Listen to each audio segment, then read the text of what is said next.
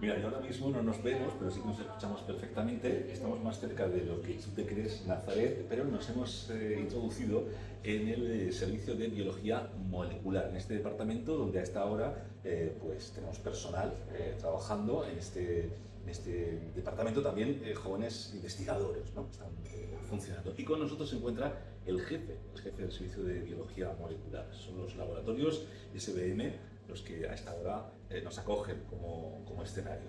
César Flores, ¿qué tal? ¿Cómo está usted? Muy bien, encantado de recibirles en el laboratorio de biología molecular, en el servicio de biología molecular. A ver, ¿qué se entiende por biología molecular y cuál es su relevancia?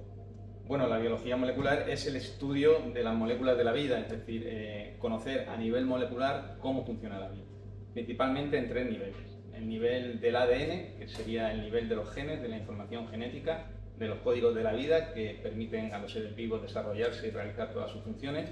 Luego habría una molécula intermedia que es el ARN, que transcribe, o en el ARN se transcribe la información o se expresa la información del ADN, y del ARN la información pasa a las proteínas, que son las moléculas efectoras. Esos tres niveles de información molecular son muy importantes, por ejemplo, para establecer diagnósticos de enfermedades. Y en la actualidad tenemos la suerte de estar viviendo una verdadera revolución en biología molecular gracias a las técnicas ómicas. Las ómicas son técnicas que permiten el estudio masivo de estas moléculas.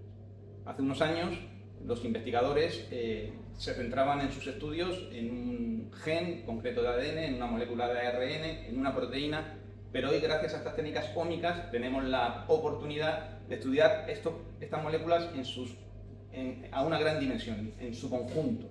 Y podemos extraer todo el ARN que hay en un determinado organismo, en una célula, en un tejido, todas las proteínas en una determinada condición, célula, tejido, organismo, o podemos estudiar todos los genes de un individuo. ¿Y cuáles serían sus aplicaciones de estas técnicas? De estas técnicas ómicas, pues, por ejemplo, a nivel del ADN, hablaríamos de genómica y estaríamos hablando de secuenciación de genomas completos.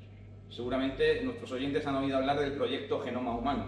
En el proyecto Genoma Humano conseguimos secuenciar todo el material genético de la especie humana. Y ahí está la información que nos hace ser tal como somos. Cualquier mutación en esa secuencia de letras del ADN puede derivar en enfermedades. Conocer esas mutaciones es adelantarnos al diagnóstico de las enfermedades e intentar atacarlas cuanto antes. Gracias al desarrollo de la genómica, por ejemplo, podemos hablar hoy en día de una medicina personalizada. A nivel de ARN ocurre lo mismo, a ver qué genes se están expresando en una condición determinada. Hay una enfermedad, por ejemplo, de tipo con una base genética muy fuerte como el cáncer, vamos a ver qué genes se están expresando diferencialmente en un tumor determinado para que el tratamiento de esa enfermedad sea lo más personalizado posible. Y a nivel de proteínas igual.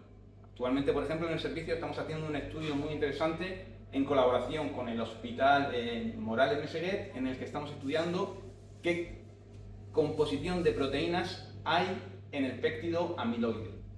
Esa composición de proteínas va a determinar el diagnóstico preciso de esa enfermedad que está relacionada con muchos tipos de elementos. Anteriormente, cuando no existían estas técnicas ómicas, el diagnóstico se hacía tras un análisis sanguíneo, pero no era un diagnóstico muy preciso y era necesario actuar mediante prueba y error. Se hacía el diagnóstico impreciso, se trataba al paciente y si respondía al tratamiento, pues adelante. Si no, había que probar con otro tratamiento. Hoy, gracias a estas técnicas ómicas, podemos hacer diagnósticos muy precisos que permitan tratar al paciente de manera muy personalizada. Déjeme que le pregunte por un momento reciente de la historia, no solo de nuestro país, sino del mundo, la pandemia del COVID-19. Aquí se vive de una forma especial. ¿Qué tipo de iniciativas y logros se extrajeron de aquella época o de aquella etapa? Sí, pues fue una época muy intensa aquí en el Servicio de Biología Molecular y en el ACTI en general.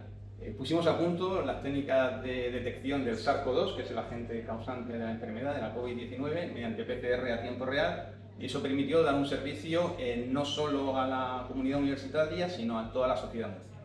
De manera que aquella persona, por ejemplo, que quería viajar pero no tenía síntomas de la enfermedad y no podía hacerse una PCR en un hospital, acudía a nosotros para obtener un informe negativo, en su caso, sobre la presencia o ausencia del virus para, por ejemplo, poder viajar, ¿no? Y luego hicimos una iniciativa también muy interesante y muy meritoria a nivel técnico, que fue secuenciar genomas de SARS-CoV-2 para identificar las mutaciones que en ese momento se estaban dando en Murcia y podían tener mucha relevancia a la hora de conocer si el virus había vuelto más agresivo o menos agresivo.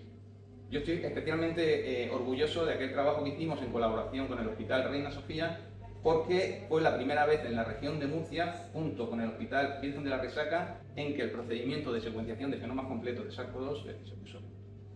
César Flores, del Servicio de Biología Molecular del ACTI, área de investigación de ciencia de la Universidad de Murcia. Una cosa muy rápida.